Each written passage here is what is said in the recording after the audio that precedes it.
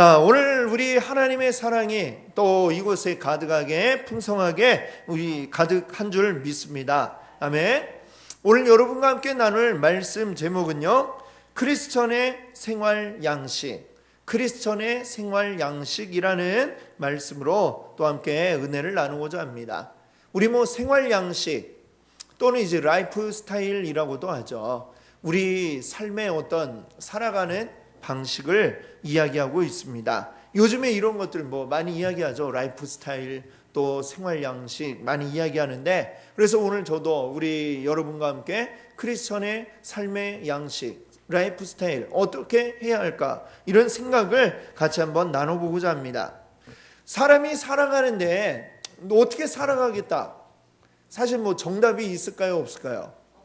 정답이란 없죠. 모든 사람이 다 각자의 개성도 다르고 처한 형편도 다르고 하기 때문에 각자에 맞게 잘 살아가면 될 텐데, 사실 그러다 보니까 정답이 없다 보니까 아주 다양한 그런 삶의 양식이 존재합니다.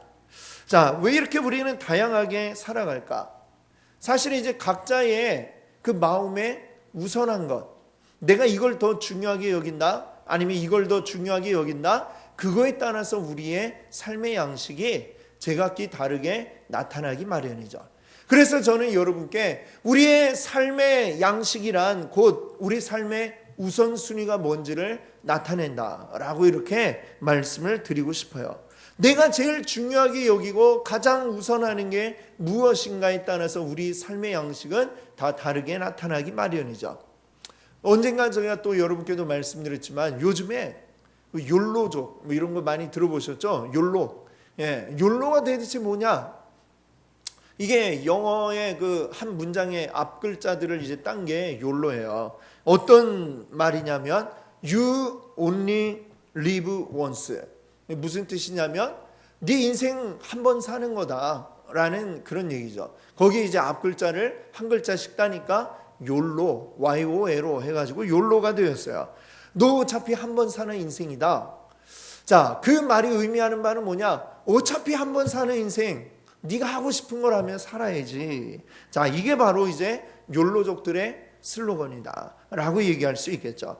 그리고 욜로족들은 어떤 생각을 하느냐? 어차피 미래가 어떻게 될지 알 수 없는 미래를 위해서 살기보단 지금 현재, 지금 이 순간 내가 하고 싶은 거를 하겠다. 그래서 우리 어른들은 어때요?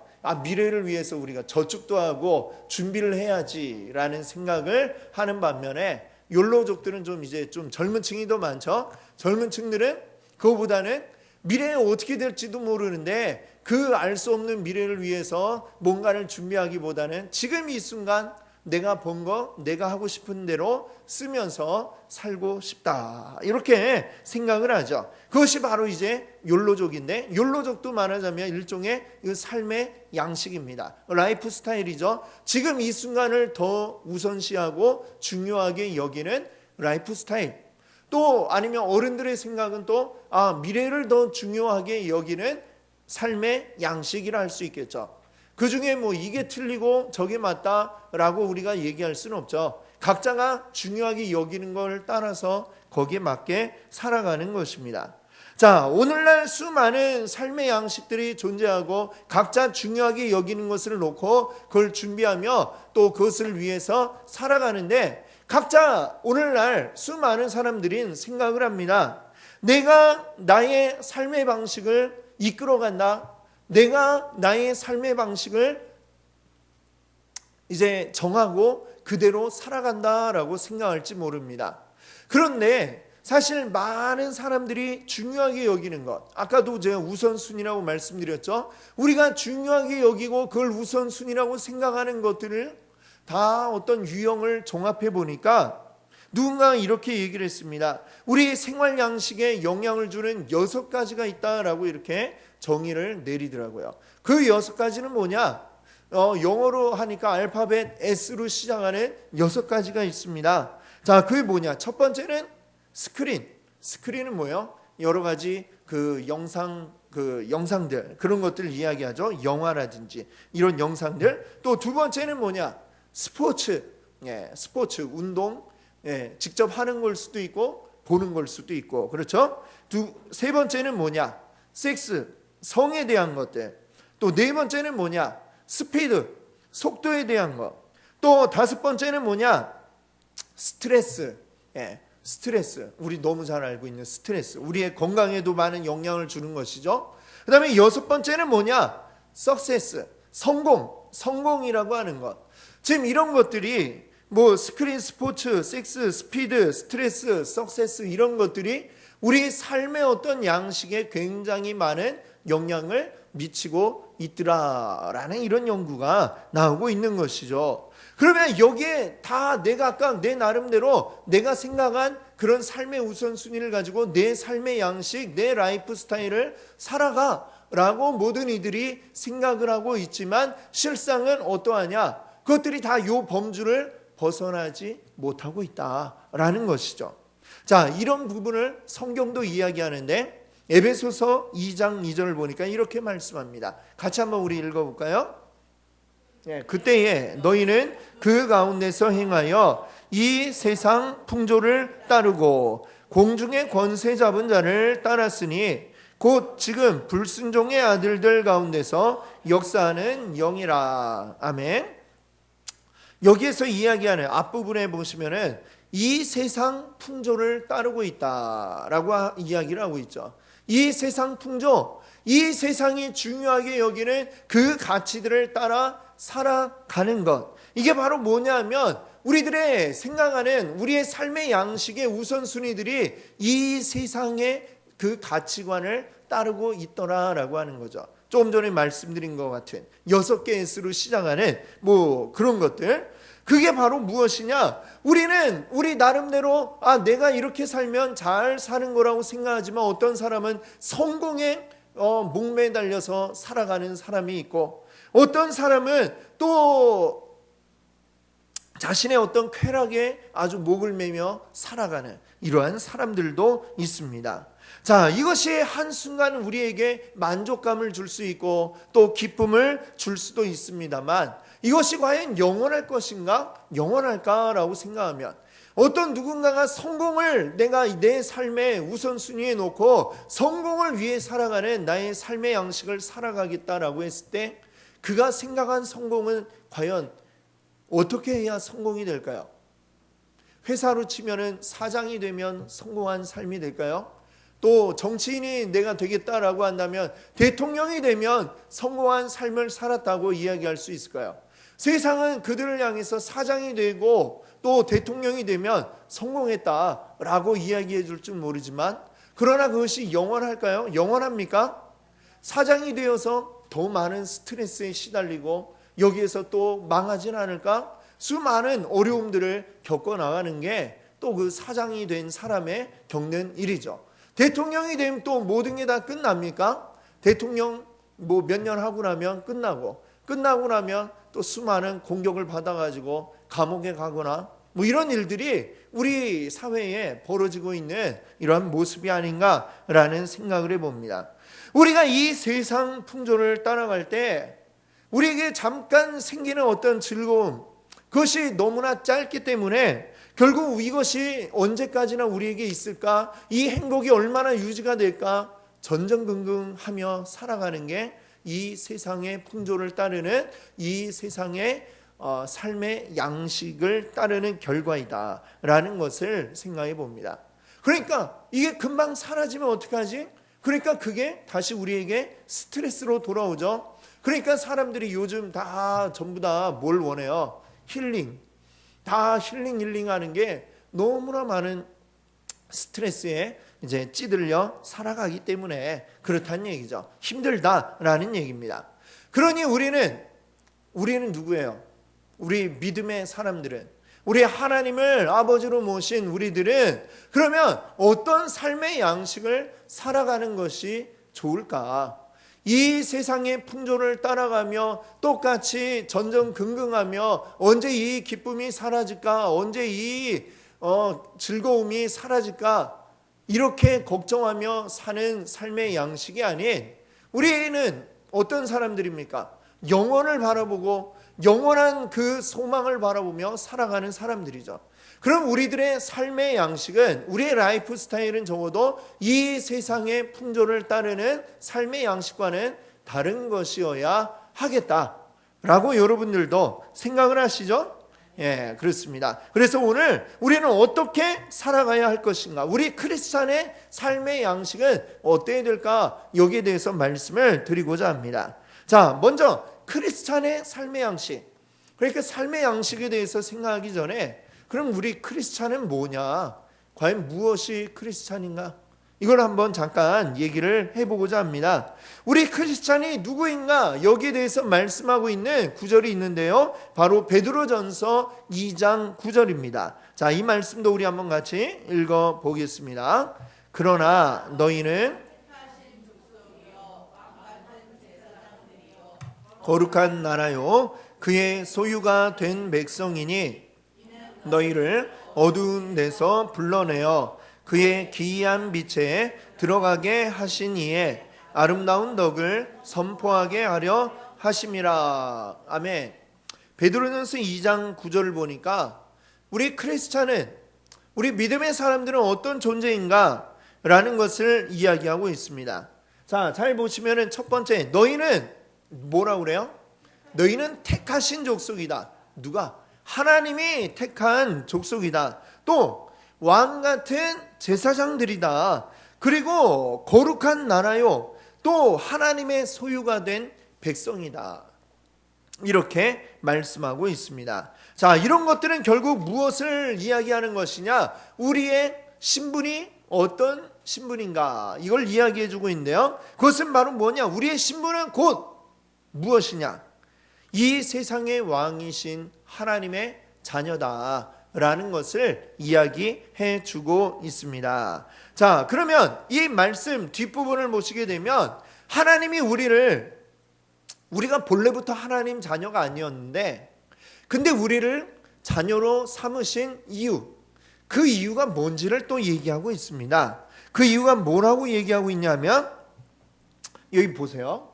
이는 너희를, 요 세 번째 줄 뒤에부터 보시면, 이는 너희를 어두운 데서 불러내어서 또 그의 기이한 빛에 들어가게 하신 그 하신 분, 그분이 누구예요? 하나님. 하나님의 뭘까요? 아름다운 덕을 선포하게 하려 하심이라. 하나님의 아름다운 덕을 어떻게 해요? 선포라고 했는데, 이거 우리 요즘식으로 이렇게 얘기한다면 선전도 이게 요즘 말이 아니네요. 생각해 보니까 요즘 요즘 최신식으로 얘기하면 광고하게 하려고, 그렇죠? 하나님의 아름다운 덕을 사람들에게 알리고 광고하게 하시려고 우리를 부르셨다, 이 말씀을 하고 있습니다. 즉 이것은 무엇을 이야기하냐면, 이게 바로 우리의 본래 해야 할 일이다. 본래 모든 사람이 이것을 위해서 하나님의 자녀로 부름받았다. 본래 우리들이 주력으로 해야 하는 일, 이걸 다른 말로 하면 뭐라고 할까요? 본업. 그렇죠, 본업. 이게 사실은 우리의 본업이고, 여러분 지금 직장에서 하시는 일들 있죠? 그건 뭐예요? 우리 부업이다. 예. 우리 그렇게 생각 안 했죠? 예. 우리가 직장에서 하는 게 이게 내 주업이다. 그리고 하나님 위해서 하는 건 그 다음에 시간이 남으면 그때 좀 하는 거지. 아마 이렇게 생각할지 모를 텐데, 성경은 그 반대로 어떻다? 우리가 하나님을 위해서 하는 일들이 우리의 주업, 본업이다라고 얘기를 하고요. 그 다음에 내가 먹고 살고자 하는 이 일들은 거기에 따르는 부업이다, 이렇게 말씀을 하고 있습니다. 자, 그래서 우리 크리스천들은 아주 특별한 신분, 왕의 자녀라는, 하나님의 자녀라고 하는 특별한 신분을 가지고 있고, 그 다음에 그 하나님이 우리를 자녀로 삼으신 그 이유, 바로 하나님을 알리고 광고하기 위해서, 그것이 바로 우리의 본업이다라고 이렇게 우리를 부르셨다라는 것이죠.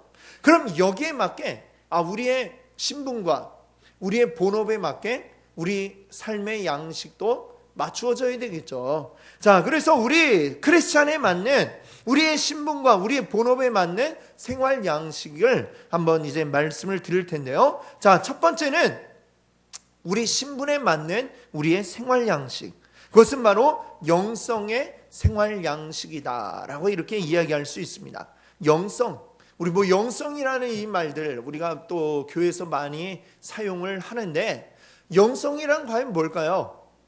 좀 간단하게 여러분께 쉽게 말씀을 드리자면 영성이란 하나님과의 관계다, 이렇게 이야기할 수 있겠습니다. 하나님과의 관계, 하나님과의 관계에 나의 우선순위를 두는 것, 이것이 바로 영성 있는 우리의 삶의 양식이다, 이렇게 얘기할 수 있겠죠. 우리가 하나님과의 관계를 중요시 여겨야 할 이유가 한 가지가 있는데, 그것은 뭐냐? 하나님이 우리의 아버지시기 때문입니다. 하나님이 우리의 아버지. 성경은 더 나아가서 아빠, 아버지라고 이렇게 표현을 하고 있어요. 아빠. 이거 우리나라에서 아기들이 가장 먼저 하는 말이 뭐예요? 엄마 아니면 아빠죠. 그렇죠? 우리나라 아기들만 그런 게 아니고요, 이스라엘 아기들도 아빠, 또 엄마는 뭐라고 부르냐면 엠마 이렇게 부른다고 그래요. 그렇죠? 거의 비슷하죠. 모든 나라들이 다 아기들이 그냥 처음 이렇게 그냥 소리 내는 게 다 비슷해요. 근데 이제 그걸 보고 이걸 보고 아빠라고 했다, 아빠는 그렇게 우기고 엄마는 아니야 엄마라고 했어 라고 우기죠. 어쨌거나 다 같아요. 전 세계 아이들이 다 공통적입니다. 하나님은 우리의 근엄한 아버지가 아니고요, 어린아이가 가장 먼저 그 아빠를 보고 이야기하듯이 아빠라고 부를 수 있는 그런 우리의 아빠, 아버지라고 성경은 이야기를 합니다. 여러분, 이 부모와 자녀와의 관계는 어때야 돼요? 지금 여러분이 어떠신가? 그거는 일단 접어놓고, 이상적인 부모와 자녀의 관계는 어때야 됩니까? 좋아야죠. 그렇죠? 그것도 그냥 좋은 게 아니라 아주 친밀감이 있는 그런 관계가 돼야 됩니다. 사실 우리가 교회에서 하나님이 우리 아버지십니다 라고 이렇게 이야기할 때에 그것이 오히려 하나님과의 관계를 가로막는 그런 분들도 계시죠. 워낙 그동안 가부장적인 아버지 밑에서, 또는 부정적인 그런 아버지 영향 속에서 자라나서 아버지라고 그러면 일단 마음이 탁 닫혀버리는 이런 분들이 굉장히 많이 있었던 것이 사실이죠. 그래서 좀 뭔가 아버지 이러면 굉장히 하나님이 아버지라고 막 마음이 답답해 오고 이런 분도 계셨을지 몰라요. 그런데 우리 하나님 아버지와의 관계를 통해서 우리가 정말 아버지와 자녀의 관계가 어떠해야 되는가, 진실한 정말 가장 이상적인 그런 관계를 바로 우리 하나님 아버지와의 관계를 통해서 우리가 찾아야 될 줄로 믿습니다. 아버지는 자녀에게 어떻게 할까요? 그 사랑을 아낌없이 쏟아 부어주는 게 바로 아버지일 것입니다. 여러분, 2차 대전 이후에 전쟁통에 고아들이 많이 생겼어요. 그 고아들을 다 모아놓고 고아원에서 이 아이들을 길렀어요. 그런데 누군가 조사를 해보니까 고아원에서 자라는 아이들 가운데 병에 걸려가지고 죽는 아이들이 다른 일반 아이들보다 훨씬 많더라라는 이런 통계를 이제 내게 되었습니다. 오히려 전쟁 끝난 후에 지금 일반 가정에서는 먹기가 힘들고 그래가지고 제대로 잘 먹이지도 못하는 경우가 많고, 오히려 고아원에서는 끼니마다 때마다 또 구호 물자들이 있어가지고 제대로 잘 영양가 있는 식사를 제공하는데 왜 고아원의 아이들이 더 이렇게 병에 걸리는 확률이 높을까? 그 이유가 무엇이었을까요? 그건 바로 사랑이죠. 그렇죠? 사랑. 부모의 사랑을 충분히 받지 못하니까, 영양은 충분히 공급이 되어도 사랑이 공급되지 않으니까 이 아이들이 시름시름 앓고 병에 걸려서 죽는 확률이 다른 일반 가정에 제대로 먹지 못하는 아이들보다 오히려 더 높더라라고 이렇게 이야기를 하는 것이죠. 이 사랑을 받는 존재라고 하는 게 이게 얼마나 정말 아름다운 것이고 우리에게 꼭 필요한 것인지를 우리가 알 수 있습니다. 우리는 이 세상 가운데 그냥 어쩌다 보니 툭 던져져서 어쩌다 보니 이 세상에 태어나 살아가는 그런 존재가 아니라는 것입니다. 우리를 사랑하시는 아빠, 아버지가 계셔서 그 아버지의 계획 가운데 우리가 이 세상에 태어나서 우리는 그 사랑을 받으면서 살아가고 있는 존재들이다라고 하는 것입니다. 이 아빠의 사랑을 누리려면 어떻게 해야 될까요? 네? 어떻게 해야 될 것 같아요?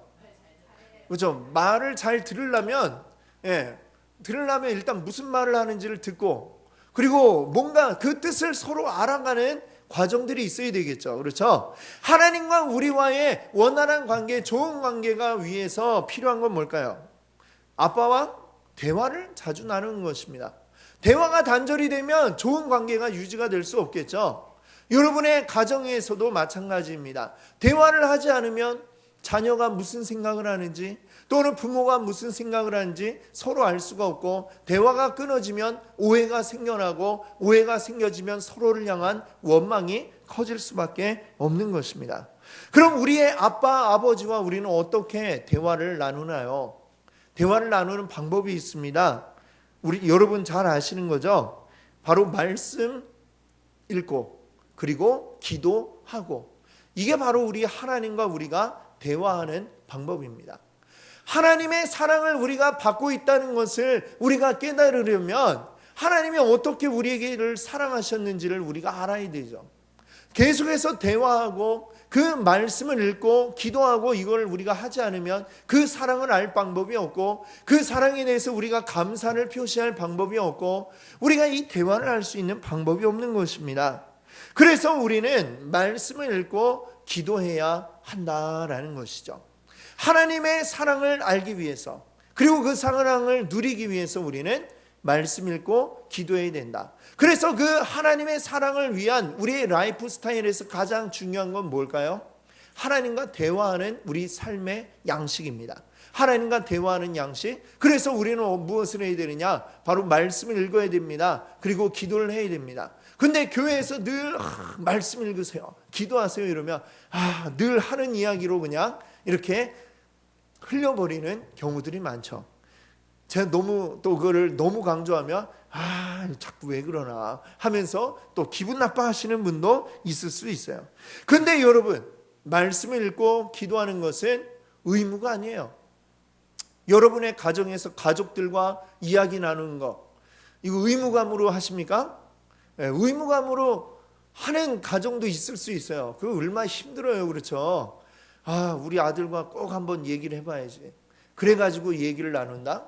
또는 우리 아버지한테 너무나 전화하는 게 너무나 어려운데 큰맘 먹고 1년에 한번 전화를 드린다? 이 가정 너무나 행복하지 않은 가정이죠. 그렇죠? 더 나은 관계가 되려면 이 좋은 관계를 유지하기 위해선 스스럼 없이 이야기할 수 있고, 스스럼 없이 또 그 이야기를 들을 수 있는 그런 분위기가 돼야 되는 거죠. 근데 지금 좀 너무 어색한 관계다. 어색한 관계라면 어떻게 해야 될까요? 어색하니까 계속해서 뒤로 밀어야 될까요? 아니죠.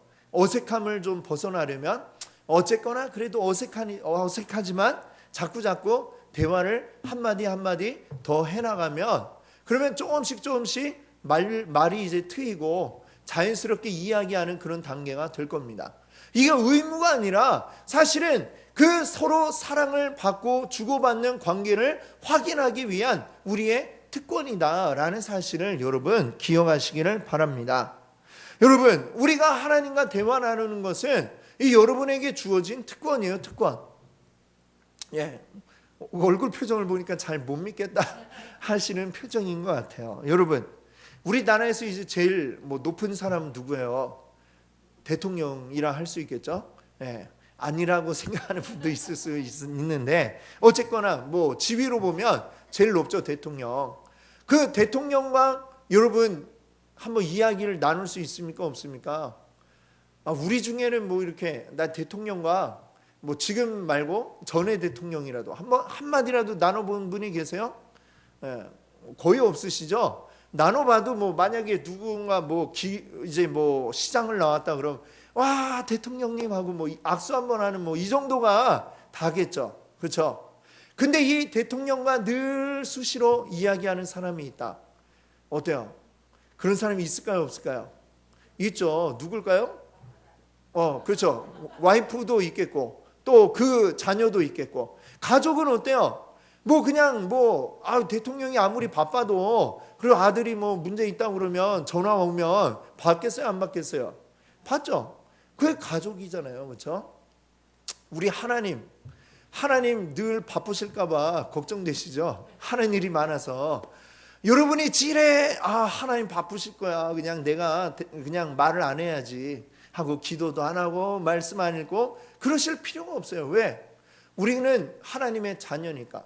여러분이 하나님의 아들이고 하나님의 딸이니까. 어때요? 언제든지 말하고 싶을 때 하나님한테 말하시면 하나님이 야 귀찮아, 왜 전화했어? 막 이러실까요? 안 그러죠. 아이고 그래, 왜 무슨 일이야? 아마 이러면서 기뻐서 우리의 이야기에 귀를 기울여 주실 것입니다. 그렇죠? 우리 하나님이 우리와 대화를 나눠주시겠다고, 그 특권을 우리에게 주셨다고 말씀하고 있습니다. 그러니 우리 어떻게 해야 되겠어요? 기도하고 말씀 읽고 이것을 우리가 즐겨 하시기 바랍니다. 억지로 여러분 하라고 강요하지 않겠습니다. 왜? 여러분에게 주어진 특권이니까 여러분의 특권을 누리세요. 누리시면 됩니다. 주어진 특권 왜 안 누리세요? 그렇죠? 이거 어디서 돈 주고도 살 수 없는 특권이 우리에게 주어졌어요. 이것을 여러분 열심히 누리세요. 하나님과 대화하고 싶을 때 대화하시고, 하나님 뭐라고 말씀하신 듣고 싶을 때 언제든지 들으세요. 그 특권이 이미 우리에게 주어져 있습니다. 제가 처음에 우리의 생활 양식을 뭐라고 얘기했어요? 우리의 우선순위다. 내 삶에서 뭘 중요하게 여기는지 우선순위다 말씀을 드렸죠. 즉 우리 하나님과 대화하는 이거를 우선순위에 두시기 바랍니다. 그게 바로 우리 크리스찬의 삶의 양식이 되기를 바랍니다. 그래서 여러분 특권을 매일매일 누리시는 여러분 되시기를 바랍니다. 아멘. 자, 이제 두 번째로 우리가 크리스찬이 살아가야 할 삶의 양식, 두 번째는 뭐냐면 바로 우리 본업 중심의 생활 양식이라고 할 수가 있습니다. 우리 본업이 뭐냐? 아까 처음에 우리 베드로전서 2장 9절 말씀 같이 읽어봤죠? 거기에서 뭐라고 그랬어요? 여기 우리 밑에서 세 번째 줄부터 한번 볼까요? 그의 기이한 빛에 들어가게 하시니의 아름다운 덕을 선포하게 하려 하심이라. 선포하게, 그걸 알리게, 광고하게 이렇게 하시는 게 바로 우리 하나님이 우리를 자녀로 부르신 목적이다 말씀을 드렸습니다. 우리의 본업에 우선순위를 두는 것이 바로 본업 중심의 생활 양식이라고 할 수가 있겠습니다. 자, 우리가 하나님에 대해서 이야기하는 것, 누군가에게 알리는 것, 이것도 역시 우리 첫 번째에서 생각했던 것처럼 여러분에게 어떤 의무감으로 주어지는 막 무거운 짐이 아니라는 것을 여러분 아시기 바랍니다. 세상에 광고 중에 제일 좋은 광고는 어떤 광고냐면 TV 광고가 아니고요, 실제 사용한 사람이 그 주변 사람들에게 이거 써보니까 너무 좋더라 라면서 이야기하는 게 이게 제일 좋은 광고예요. 그렇지 않나요? 여러분 몸이 아픈 데가 있는데 그 어떤 좋은 약을 먹고 여러분이 나았다라고 생각을 해봅시다. 무릎이 너무 아픈데 그 무릎이 이 약을 먹었더니만 깨끗하게 나았어, 그냥 막 뛰어도 아무 문제가 없어 라고 한다면 여러분은 어떠실 것 같아요? 여러분 주변에 누가 또 막 무릎이 아파가지고 고생하는 분을 보면 그때 여러분 어떻게 하겠어요? 내가 이 약 먹어봤는데 너무 좋더라, 이거 먹고 나니까 내가 요새 맨날 뛰어다녀, 아마 이렇게 얘기하지 않으시겠습니까? 그러면서 자연스럽게 그 좋은 점을 이야기를 해 주실 거예요. 이게 바로 광고죠. 이게 진짜 광고입니다. 그 회사에서 내가 뭐 받아먹는 거 없어도 너무 좋으니까 주변 사람들에게 이야기를 해 주겠죠. 자, 하나님에 대해서 우리가 이야기하는 것, 즉 우리가 전도라고 이야기하는 거, 전도하세요. 어떻게 해야 될지 모르겠어요. 그렇죠? 여러분이 의무감으로 하셔야 되는 게 전도가 아니고, 여러분이 경험한 하나님, 여러분이 하나님 때문에 얼마나 기쁘고 좋은지, 그것이 내 삶을 어떻게 더 긍정적으로 변화시켰는지 여러분이 경험한 것들을 여러분의 이웃들에게 알려주는 것, 이게 바로 광고이고 전도다라는 것을 여러분 기억하시기 바랍니다. 그래서 여러분 이 전도도 그러니까 막 목사님 또 하라고 그러는데 도대체 누구한테 해야 되나 고민하지 마시고, 여러분이 지금까지 하나님 때문에 좋았던 것들을 한번 생각을 해보세요. 이게 얼마나 나에게 내 삶에 이 엄청난 영향을 미쳤는지 하나하나 생각해보고 정리를 해보세요, 머릿속으로. 그 다음에 그것을 힘들어하는 사람들 만나면 그들에게 가서 이야기를 해주면 돼요. 요새 힘들지. 나도 힘들 때가 있었는데 하나님 때문에 이렇게 잘 극복을 했어. 알려주세요. 그게 바로 전도입니다. 자, 그러면 이걸 누구한테 이야기해야 돼요? 생판 모르는 남한테 이야기하는 게 아니라 내가 잘 알고 있는 사람, 내 주변에 있는 사람, 관계가 되어 있는 사람, 그 사람들에게 가가지고 관계가 되어 있어야지 내가 이야기를 해도 신뢰하고 내 말을 받아들이겠죠. 그러니까 이 전도라는 것은 어떻게 하느냐, 내 가까운 이웃에게, 내가 잘 알고 있는 사람에게, 그들에게 나의 어떤 이 하나님 만나서 기뻤던 일, 좋았던 것들을 나누는 이것이 바로 전도라고 이야기할 수 있습니다. 오늘날 이 현대를 살아가는 사람들은 어떤 관계라고 하는 것들을 굉장히 힘들어하는 경향이 있어요. 워낙 바쁘고 정신없이 살아가다 보니까 그냥 한 몸 추스리기에 그냥 겨우겨우 살아가는 거죠. 그러다 보니까 누군가의 관계를 맺어나가고 하는 것을 굉장히 힘들어하고 부담스러워하는 경향이 있습니다. 그런 것들이 오늘날 사회에 조금씩만 나타나잖아요. 그렇죠? 그래서 혼밥 뭔지 아시죠? 혼자 밥 먹는 거. 제가 이제 한 20대 때만 해도 혼자 밥 먹는 사람이 있으면 굉장히 야, 너 왜 그래? 어디 아파? 막 이런 이야기를 들었었어요. 예. 그때만 해도 그랬습니다. 그런데 요즘에는 혼자 밥 먹는 게 너무나 자연스러워요. 그냥 아무도 뭐라 하지 않고 그걸 아무도 이상하게 여기지 않습니다. 혼밥만 이상한 게 아니라 옛날에는 혼영이 뭘까요? 혼자 영화 보러 가는 거? 이건 진짜 더 말도 안 되는 일이었죠. 20년 전만 해도 그랬습니다. 왜 혼자 영화를 보러 가지? 제가 군대에 있을 때 휴가 나와서 혼자 영화를 보고 왔어요. 예. 그거는 가능했어요, 군인은. 근데 일반인들은 혼자 왜 영화를 보러 갈까? 그거는 상상하기 어려운 일이었는데 요즘은 그런 일이 너무나 자연스러운 시대가 되었습니다. 자, 그런데 혼자 밥을 먹고 혼자 영화를 보고 혼자 생활을 하고 이런 것들이 너무나 일상적인 시대가 되었지만 그 이면에는 또 사람을 너무나 그리워하는 그런 것들이 오늘날 이 시대의 사람들의 마음이라는 것을 제가 알게 되었습니다.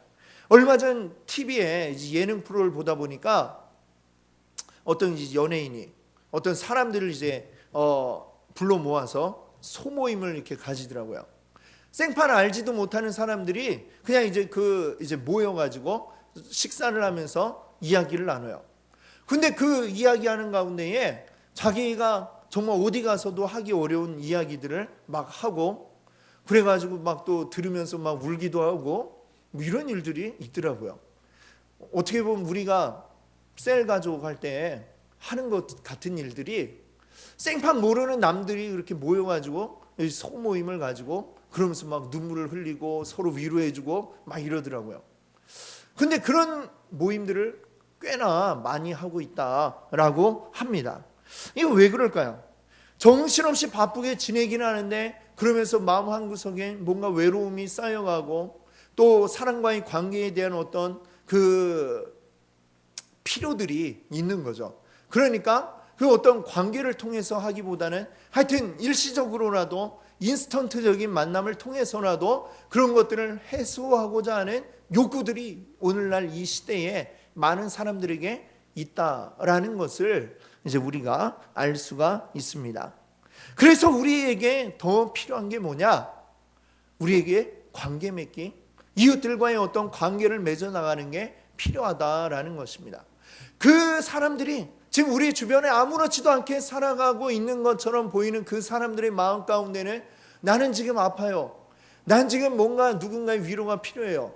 지금 이런 사람들이 지금 널려 있다라는 것이죠. 그러니까 어때요? 그 마음을 누군가 톡 건드려 주기만 하면 눈물을 쏟을 준비가 돼 있는 분들이 지금 우리 주변에 널려 있어요. 그 일들을 누가 해줘야 되겠습니까? 우리가 해줘야죠. 우리가 하나님의 자녀된 우리들이 지금 그런 일들을 해줘야 하는 것입니다. 예, 그렇죠. 여러분, 지금 우리는 그런 일들을 늘 하고 있잖아요. 늘 주일마다 만나서 같이 관계를 맺고 또 그 가운데 힘든 것들 서로 위로해주고 또 그 위로받고 이런 일들이 우리에게 일상이 되어 있어요. 그래서 이제 이걸 가지고 우리가 우리 이웃들을 만나서 그들의 일상 가운데 어려움들을 우리가 들어주고 우리가 해결해 주는 게 아니에요. 그냥 들어만 줘도 그분들이 위로가 되고 위안을 얻게 되더라라고 하는 것입니다. 그리고 그것을 통하여서 우리가 하고자 하는 궁극적인 이유는 뭐예요? 그들의 해결되지 않는 삶의 문제들 누가 해결해 줄 수 있는가? 우리 여호와 하나님이 해결해 줄 수 있음을 우리가 그들에게 전하는 겁니다. 나도 당신처럼 어려웠어요. 나도 힘들었어요. 근데 우리 하나님이 나의 힘이 되시고 하나님이 도와주십니다. 그래서 내가 이렇게 잘 또 살아가고 있어요. 같이 한번 만나보지 않으시겠어요? 이렇게 얘기해주고 그들을 이끌어 오시는 게 그게 우리가 해야 할 일이라는 것이죠. 여러분, 이 세상에 있는 모든 영혼들 하나님 말씀하시기를 천하보다 귀한 영혼이다 라고 말씀하세요. 이 세상에 비싼 거 좋은 거 얼마나 많습니까? 값진 보석들 얼마나 많습니까? 근데 그거 다 합친 것보다 더 귀한 게 우리 한 사람 한 사람의 영혼이다 라고 말씀하고 있습니다.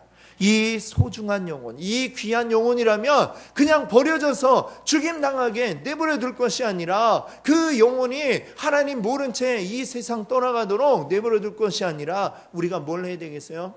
그들에게 하나님을 알 수 있도록 참 삶의 기쁨을 깨달을 수 있도록 그들을 인도하는 게 바로 그들을 알고 있는 그 이웃인 우리의 해야 할 일인 줄 믿습니다. 오늘 여러분께 우리 크리스찬의 생활 양식 두 가지 말씀드렸습니다. 그렇죠? 첫 번째는 뭐예요? 첫 번째는 우리 영성의 생활 양식. 그렇죠? 우리 하나님 아버지와 늘 가까워지기 위한 친밀한 관계를 가지기 위한 생활 양식 말씀을 드렸고, 두 번째는 뭐였습니까? 우리 본업 중심의 생활 양식. 우리의 본업이 뭐예요? 여러분이 지금 먹고 살기 위해 하는 그 일보다 더 중요한 건 하나님이 나를 만드신 이유, 하나님이 나를 이 세상에 만드신 이유, 하나님의 아름다운 덕을 전하도록 하려고 나를 만드셨음을 기억하시기 바랍니다. 그리고 그것을 위해서 우리가 살아가는 게 우리의 삶의 양식이 되기를 바랍니다. 더 한 가지 여러분께 더 강조드리고 싶은 것은 이것이 우리의 의무가 아니다. 억지로 해야 될 의무가 아니다. 여러분 기억하시기 바랍니다. 이거 뭐예요? 우리 특권, 우리의 특권임을 여러분 기억하세요. 여러분이 이것을 하면 특권을 누리시는 겁니다. 이 특권, 여러분에게 주어진 특권, 그냥 묵혀두지 마시고 잘 사용하시기 바랍니다. 그것을 통해서 기쁨을 또한 누리시는 여러분들 되시기를 바랍니다.